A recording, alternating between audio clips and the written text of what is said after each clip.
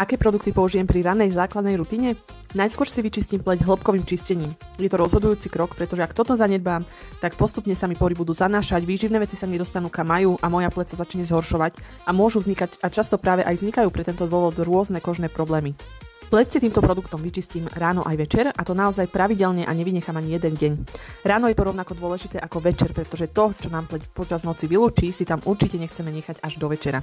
Čistítko si vyberáme podľa toho, či je naša pleť citlivá, či zvládne vitamíny, či je mastná, suchá, prípadne so starostlivosťou ešte len začíname. Čistá voda, mydlo, micelárna voda, tonikum nestačia na hĺbkové čistenie pleti. Ja na hĺbkové čistenie používam toto čistítko z kolekcie Timewise. Je to inovovaný produkt, ktorý chráni pleť aj pred modrým svetlom, ktoré na nás denne vyžaruje, či už z TV, notebooku alebo mobilu. Už po tomto kroku je moja pleť oveľa jemnejšia, hladšia a čistá.